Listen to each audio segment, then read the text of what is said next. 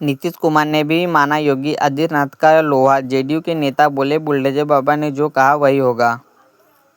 बिहार के बावलियों को गोरखपुर वाले बाबा की ललकार, कहा सजने नहीं दूंगा बिहार में अपराधियों का दरबार। तेजस्वी और लालू के टेंशन को बढ़ाने बिहार पहुंचे गए बुलडोजर बाबा। नीतीश कुमार भीड़ देखकर हैरान, कहा ऐसा तो कभी सोचा न था। जी हाँ, आज मैं आपको बता दे रहा हूँ कि बिहार में आदित्यनाथ योगी आए थे, जिसके वजह से वहाँ पर इतनी ज़्यादा पब्लिक इकट्ठा हुई, जिसके वजह से विपक्ष के होश उड़ गए। जी हाँ, आज मैं आपको बता दे रहा हूँ कि राहुल और तेजस्वी की इतनी ज़्यादा सोचकर हैरान हो गए, जिसकी वजह से इतनी बारिश हुई थी और वहाँ पर इतनी बारिश होने के बाद भी इतनी ज़्यादा पब्लिक इकट्ठा हुई, जिसकी वजह से आदित्यनाथ योगी इस जनता को देख के बहुत ही ज़्यादा उत्सुक हो गए और उन्होंने कहा कि मैं संकल्प लेता हूँ, बिहार को बहुत ही ज़्यादा आगे बढ़ाऊंगा। और उन्होंने कहा जब से बिहार आगे जाएगा तब भारत भी आगे जाएगा। हम कहते थे, तब भी कहते थे, गोली हो या डंडा हो, तब भी हम कहते थे कि रामलला हम आएंगे, मंदिर वहीं बनाएंगे। बन गया ना मंदिर, बन गया ना, कोई संदेह? तो एनडीए की, बीजेपी की सरकार जो बोलती है वो करके भी दिखाती है।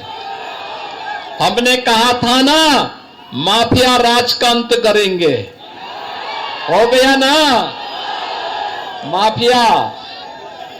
और मुझे अच्छा लगा आपने बुलडोजर भी खड़ा कर दिया है माफिया के लिए। उत्तर प्रदेश में तो ये ऐसे दौड़ता है माफिया की छाती में कि फिर सपा और उसके पार्टनर्स को केवल और केवल उसके यहां फतिया पढ़ने का ही अवसर मिलता है, बाकी कोई अवसर ही नहीं मिलता है। आदित्यनाथ योगी उत्तर प्रदेश में 8 साल से मुख्यमंत्री बन रहे, तो ऐसे ही नहीं, उन्हें अच्छी तरीके से जानकारी है कि किस टाइम क्या करना है। जी हाँ, आज मैं आपको बता दे रहा हूँ कि उत्तर प्रदेश के मुख्यमंत्री आदित्यनाथ योगी ने बताया कि उत्तर प्रदेश की स्थिति तो ठीक है, लेकिन बिहार की बहुत ही ज़्यादा स्थिति खराब है। तो बिहार को अच्छी तरीके से व स्वस्थ बनाने के लिए आदित्यनाथ योगी कार्य को करने के लिए बहुत ही ज़्यादा सक्षम है। आप उनकी बात को सुनिए। और इससे पहले 2005 के पहले क्या होता था? सबका साथ लेकिन परिवार का विकास, एक परिवार का विकास होता था। अब उस परिवार के विकास को भी पीछे छोड़ करके फिर से ये लोग दोहराना चाहते हैं कि सबका साथ तो हो लेकिन माफिया का विकास हो।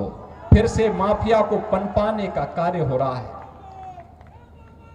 बहनों और भाइयों, माफिया को पनपने नहीं देना है, माफिया को पनपने नहीं देना है। दुनिया के अंदर से कम्युनिज्म समाप्त हो गया है और देश के यशस्वी गृह मंत्री अमित शाह जी ने घोषणा की है कि मार्च 2026 तक भारत से नक्सलवाद और माओवाद पूरी तरह समाप्त हो जाएगा। तो याद करना, नक्सलवाद और माओवाद को समाप्त करने के लिए डबल इंजन की सरकार चाहिए। आदित्यनाथ योगी ने कहा कि मैंने उत्तर प्रदेश में माफिया को तो ख़त्म कर दिया है, लेकिन बिहार में माफिया को नहीं आना चाहिए। जी हाँ, आदित्यनाथ योगी ने कहा कि अगर बिहार में आरजेडी जीता तो माफिया बहुत ही ज़्यादा बढ़ जाएगी और विकास नहीं हो पाएगा। अगर आरजेडी को जिताया गया तो बिहार हार जाएगा, बहुत ही पीछे हो जाएगा। आपने देखा होगा कहीं कोई मजमा लगता है ना, तो मजमा में बहुत सारे लोग आ चुके होते हैं। अपने अपने तरीके से वे वहां पर लोगों की आंखों में धूल झोंकने का काम करते हैं।